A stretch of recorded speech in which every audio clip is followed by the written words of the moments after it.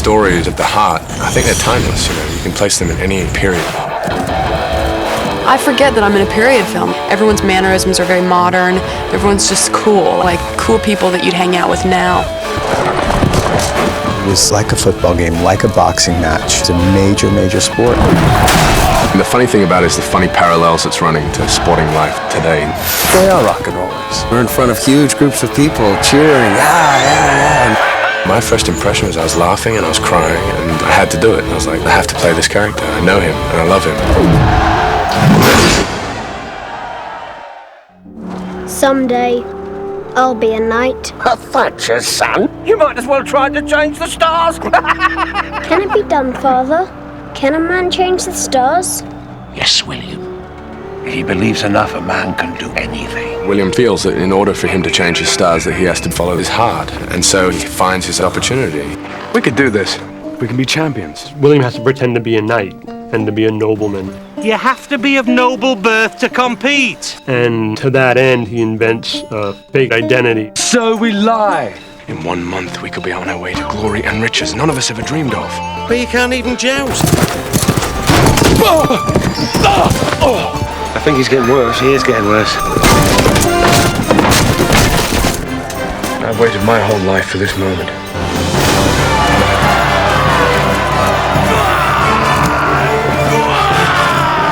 We are the Burgess Merediths, sort of collectively. They're killing your rock. We'll get it in the cradle. Get it in the cradle! Our rehearsals were basically going out to dinner with each other, having a few drinks, getting to know each other, which is extremely important because that friendship translated to the friendship that he'd created in the movie.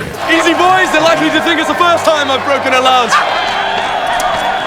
Heath has a very masculine quality that I think really helps him sell the character in the movie.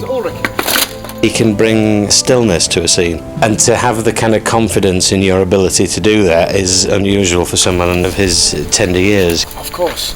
Heath's amazing, you know, he's 21 and he's a joy to be around. He's got his head on his shoulders, sort of sense he has about himself. It's wonderful. I was from Perth, Western Australia. I was acting from the age of 10 or 12, amateur theatre. I ended up in Hollywood, and I did change my stars, I guess. Jeff, 'tis my lady. Oh, jeez, you William, you aim too high. Oh, if there's another way to aim, I don't know it. Concentrate. What should I say to her? Your name, lady. I still need to hear it. Sir Hunter, you persist. Or perhaps angels have no names, only beautiful faces. And you are? Ulrich von Liechtenstein from Gelderland.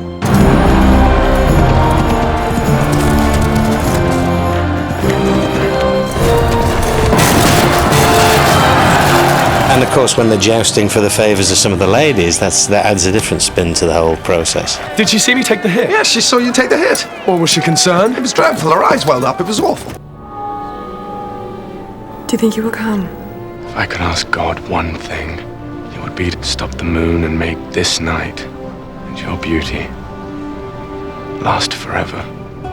It's William's first time being in love, and she obviously has never met anybody before, and if you're in love with somebody, you're gonna do what it takes, no matter what. Your name makes no matter to me. Brian had told me about Shannyn and said, you know, I found this girl, she hasn't done anything, but she's really, really good. Right out. Shannyn was working as a DJ at the birthday party for Gwyneth Paltrow's brother, and casting director Francine Maisler talked to her and really liked her and asked her to come in and read for this movie. Would you speak to me? Speak. But sir, my sex are marked by their silence. She knocked everybody out. She was just instinctually right on. Oh, but I would hear you if it cost me my ears.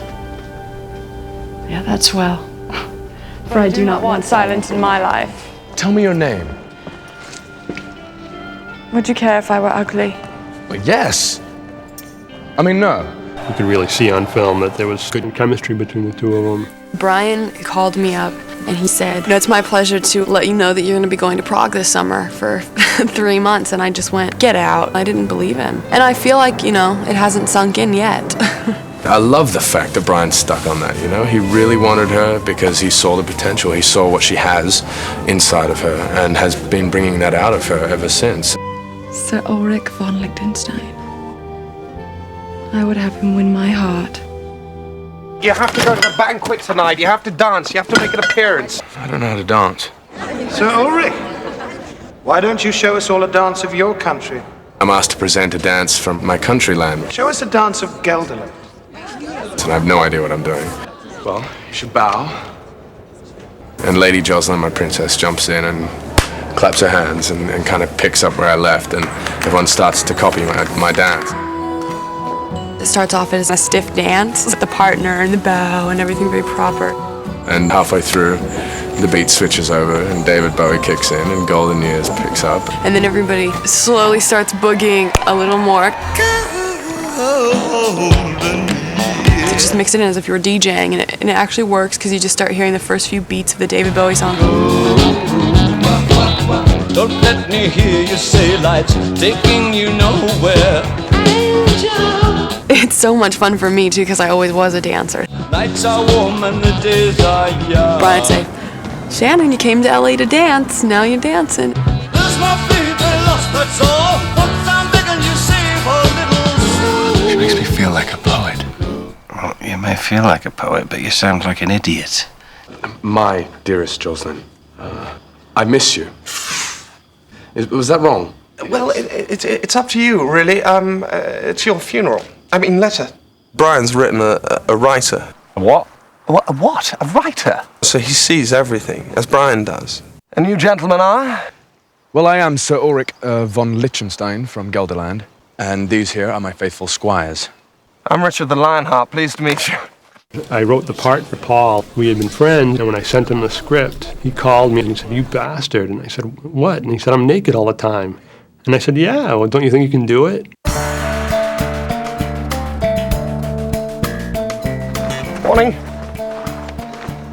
Why, sir? There's a thing called a closed set where if people are naked, nobody comes on. What a closed set actually means is that people turn up in droves to come and see it. They turn up in droves.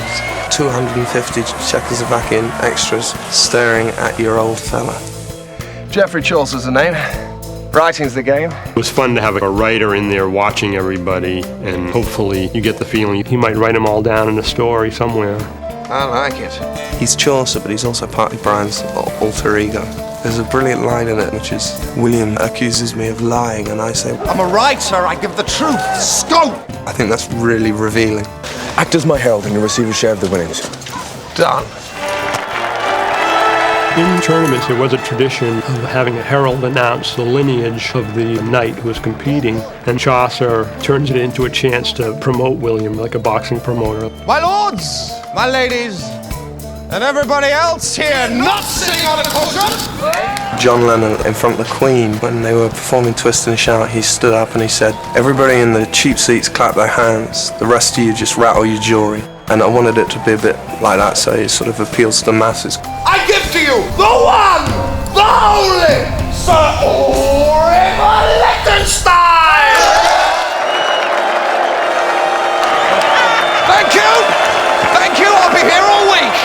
Now I got their attention. You go and win their hearts. The direction that Brian gives is just insightful and quiet, and he just comes up to you and just says two words, and you go, right, you know. 38B, take 1A, camera mark. Rufus is explaining the rules of jousting to Jocelyn. He goes, "Oh, what am I doing in this scene?" to Brian. All it is it's exposition. And Brian went, "No, it's sex position." And he goes, "Fine, I've got you." Action. 1 point is awarded for breaking a lance on a man between the waist and neck. 2 points for breaking on the helmet. And 3 points for bearing a rider to the ground. It's, two heavily armoured men with trees under their arms trying to hit each other's heads. So occasionally you'll have a couple of people not feeling terribly well afterwards.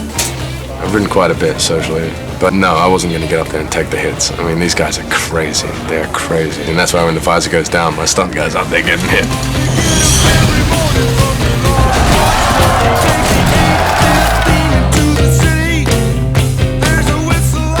This is real. There's nothing fake about it. Yes, we use balsa wood lances, but they're getting impact.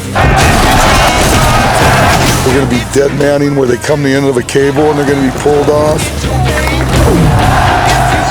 We're gonna drag a guy with a horse. Every stunt is gonna have something new.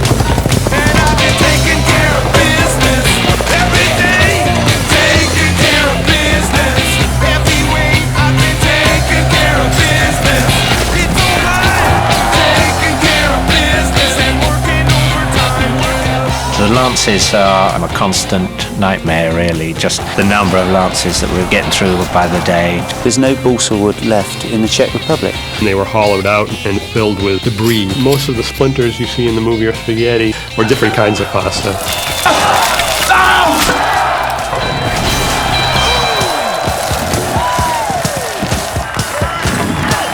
We should have saved that last penny for the blacksmith. The armor you wear, it wasn't made for you, was it? So what of it? I could make such armor you wouldn't even know you wore it. It's too light. He'll be crushed. Are you all right, Will? I didn't feel a thing. These guys went to battle for weeks in these things, and it's tough on your back, I tell you. My vertebrae are like this on my back. I'll let the armour do the acting for me. It's pure steel. Don't know how many pounds it weighs, but the helmet's about 30 pounds. Armour's not sheepskin, it'll never be comfortable. When it's 100 degrees outside, you'd regularly have to have water poured on you, and you'd watch the steam go off it, because it would get like hot plates. When he lifts his visor, you get a genuine sigh of tortured person, which is great. As much as he's a ruthless villain, Rufus is talented enough to bring a lot of sensitivity to him, and you kind of somewhat care for him. How would you beat him? With a stick while he slept. He's never been in a situation where he was in danger of losing before. Neither has an anvil. And it's often the case, you find out who you are in extreme situations. And do men die in the joust? The lance's points are tipped with colonels. This blunts them. Of course, accidents happen. And it all culminates at the end with the World Championships in London. At last we'll have the chance to face each other again, Sir Ulrich. I wonder what my father would have thought if he heard me being introduced as another man's son. Who are you? A knight. A knight in your heart, but not on paper, and paper's all that matters to them. Ulrich von Liechtenstein is not who he appears to be. They're going to arrest you. 12 royal guards. You have been weighed, you have been measured, and you have been found wanting. I love you. You run, and I will run with you. No! I will not run!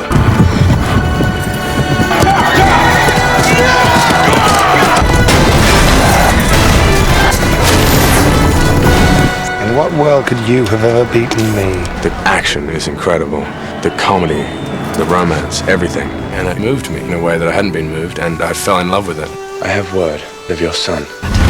But it's about people's dreams, and that's what makes it universal. He wanted you to know that he changed his stars after all. And then by the end of the movie, your heart's like in your throat. Change your stars. Let's dance, you and I.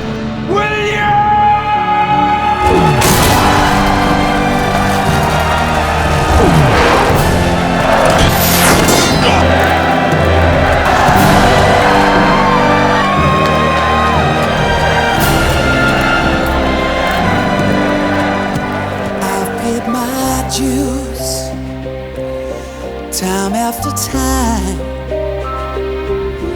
I've done my sentence, but committed no crime. And bad mistakes, I've made a few. I've had my sins.